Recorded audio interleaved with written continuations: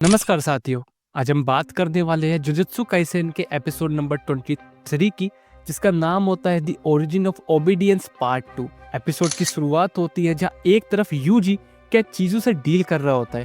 पंच kick strong move से impress होकर कैचिजू बोलता है कि यूजी स्ट्रॉन्ग है, लेकिन यूजी देखता है कि ये कर्स्ट मुंह से जो खून फेंक रहा है वो नॉर्मल खून नहीं बल्कि एसिडिक है, जिससे पीछे की दीवार मेल्ट हो चुकी होती है। नोबारा और Megumi mall like cursed spirit से लड़ रहे होते हैं। मेगुमी अपनी ब्लैक सोर्ड से और नोबारा अपनी रेजोनेंस टेक्निक यूज करती है, लेकिन ये मॉल ड्रेनिंग कर इधर उधर अपेयर होते रहते हैं। मेगुमी देखता है कि ये कितने हैं, जिस पर नोबारा कहती है कि कितने भी हों उन्हें ये वैक्यूम मॉल खत्म करना पड़ेगा, मतलब एक गेम की तरह जब मॉल बार बार होल में से अपेयर होता है। मेगुमी सोचता है कि इसकी एक्सपेंडेड कर्स टेक्निक की वजह से और वैरियर बनाने की वजह से और विक्टिम को मारने की वजह से ये अब वीक हो चुका होगा, तो वो जल्दी इसको खत्म कर सकते हैं। सडनली नोवारा को वॉल के अंदर से 2 हाथ खींच लेते हैं।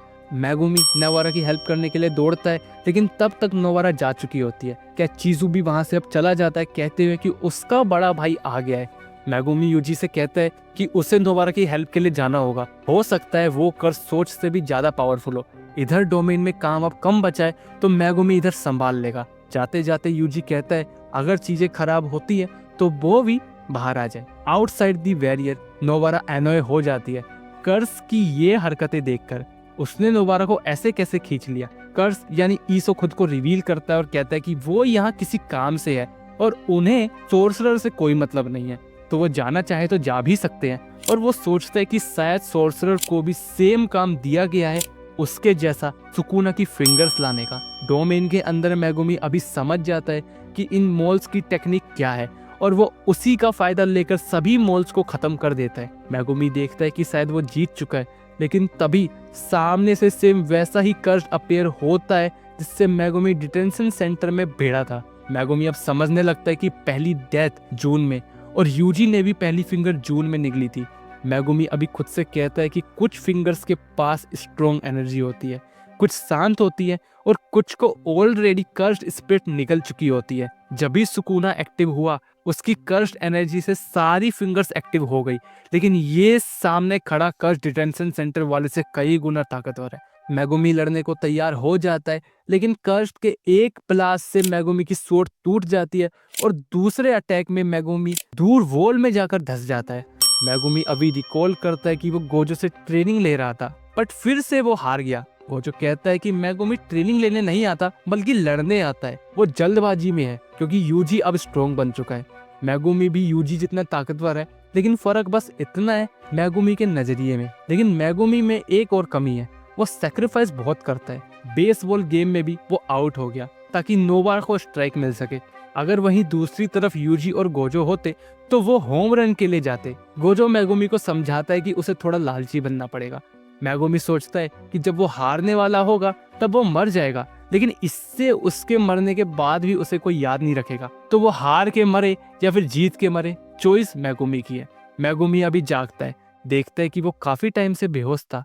वो खड़ा होता है, सुकुना की कही हुई बात को भी वो याद करता है और खुद से कहता है कि अब दूसरों की फिक्र बाद में, पहले खुद को वो मजबूत करेगा। और Megumi domain expansion chimera shadow garden active करता है। बेशक मेगुमी की नाक से खून निकल रहा होता है, बट अब वो क्रेजी हो चुका होता है। बेशक अभी ये इनकम्प्लीट डोमेन है, पर जीतने लायक तो कंप्लीट है। सारा फ्लोर डोमेन से कवर हो जाता है। कर्स पर अब वो पावरफुल अटैक स्टार्ट कर देता है। मेगुमी के फ्रॉग और लिक्विड शैडो कर्स के लिए प्रॉब्लम साबित हो रही होती है। ऊपर से मेगुमी के अटैक्स, जिस पर कर्स एक पावरफुल ब्लास्ट करता है जिससे डोमेन खत्म हो जाता है और उसे लगता है कि शायद इसमें मेगुमी भी मारा गया। मेगुमी पीछे से उस पर स्टेप कर देता है अपने डिवाइन डॉग के साथ। मेगुमी रिकॉल करता है कि जब हानामी पर उसका डॉग स्ट्राइक कर सकता है तो ये कर्स तो उसके सामने कुछ नहीं है। और अभी डोमेन भी खत्म हो जाता है और वो कर्स भी मर जाता है। मेगुमी अभी सुकुना की फिंगर ले लेता है। मेगुमी अभी नोट करता है वो काफी थक गया है, जमीन पर वो गिर जाता है। सुकुना भी मेगुमी को अभी देख इम्प्रेस्ड हो चुका होता है। मेगुमी याद करता है कि जब वो स्कूल में था वो स्कूल के बच्चों को पेल देता था और यही बात उसकी बहन को पसंद नहीं आती थी। मेगुमी को ऐसे लोग बहुत बेकार लगते हैं जो दूसरों को सताते हैं। उनसे भी ज्यादा वो बेकार लगते हैं जो उन्हें माफ कर देते हैं। उसकी बहन भी ऐसे ही है। और हमें पता चलता है जब मेगुमी फर्स्ट ग्रेड में था, सुमिकी की माँ और उसके डैड ने भागकर शादी कर ली। मेगुमी के डैड जेनिन खानदान से थे, उन्होंने मेगुमी को जेनिन खानदान से छुपा कर रखा। एक दिन उन्होंने मेगुमी को जेनिन क्लैन को ही बेच दिया। बदले में जो पैसे मिले उससे उन्होंने भागकर शादी कर ली। ये सब गोजो मेगुमी को बताता है, कहता है कि वो मेगुमी को स्टूडेंट बनाएगा जिससे उसकी और उसकी बहन की पढ़ाई हो सके। और एक दिन जब उसकी बहन अनकॉन्शियस हो गई तब मेगुमी को समझ आया कि उसकी बहन शायद सही थी।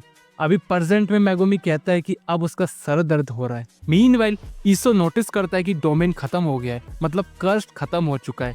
इसलिए वो नोवारा से कहता है कि वो अब जा रहा है। नोवारा समझ जाती है कि ये सुकुना की फिंगर लेने जा रहा है, लेकिन ये पीठ को पीछे कर कर क्यों चल रहा है। ईसो कहता है वो नहीं चाहता उसकी बैक कोई देखे, लेकिन पीछे से यूजी उसकी बैक देख लेता है। जैसे ही वो टर्न लेता है नोवारा भी उसकी बैक देख लेती है। एनोए ईसो अभी अपनी road technique maximum wing king active करता है और इसी के साथ एपिसोड खत्म हो जाता है। एपिसोड कैसा लगा कमेंट बॉक्स में जरूर बताना, अच्छा बुरा वो भी अपना फीडबैक जरूर देना। एफर्ट्स अच्छे लगे तो लाइक सब्सक्राइब शेयर जरूर करना और मिलते हैं नेक्स्ट वीडियो में, तब तक के लिए धन्यवाद।